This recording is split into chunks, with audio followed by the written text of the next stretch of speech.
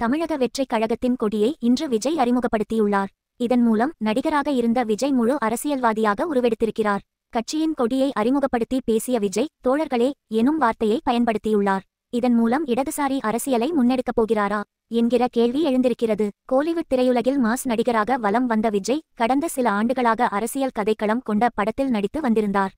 அவர் அரசியலில் இறங்கப்போவதாகவும் எனவேதான் இதுபோன்ற கதைகளில் நடிக்கிறார் என்றும் பேச்சுக்கள் எழுந்தன. இதனை உறுதி செய்யும் விதமாக கடந்த பிப்ரவரி மாதம் அவர் தமிழக வெற்றிக் கழகம் எனும் கட்சியை தொடங்கினார்.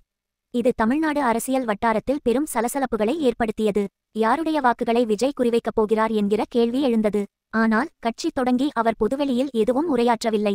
மட்டுமல்லாது கட்சியின் கொள்கைகள் என்ன, அரசியல் நிலைப்பாடு என்ன, யாருடன் கூட்டணி அல்லது தனித்து போட்டியா, மாநில அரசியலா தேசிய அரசியலா என எந்த அறிவிப்பையும் விஜய் வெளியிடவில்லை. ஆனால் மாணவர்களுக்கு கல்வி உதவித்தொகை வழங்கும் நிகழ்ச்சியில் அவர் பேசிய சில விஷயங்களை வைத்து அவர் எந்த மாதிரியான அரசியல் களத்தில் பயணிக்கப் போகிறார் என்பதை ஓரளவுக்கு புரிந்து கொள்ள முடிந்தது.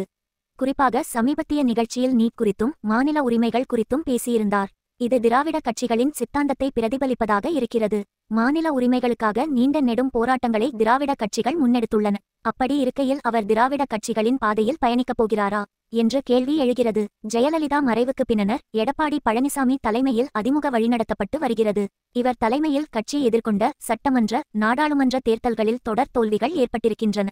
எனவே மாநில உரிமைகள் பேசுவதன் மூலம் அதிமுகவுக்கு மாற்றாக விஜய் தன்னுடைய கட்சியை முன்னிறுத்துகிறாரா என்றும் கேள்வி எழுந்திருக்கிறது. ஆனால் அது அத்தனை சுலபமல்ல. இன்று நடத்திருப்பது கொடி அறிமுக விழாதான். எப்படி இருப்பினும் அவர் எந்த பக்கம் பயணிக்கப் போகிறார் என்பதை இதை வைத்து தீர்மானித்துவிட முடியாது. தமிழக வெற்றிக் கழகத்தின் கொள்கைகள் அறிவிக்கப்படும்போதுதான் அது தெளிவாக தெரியும்.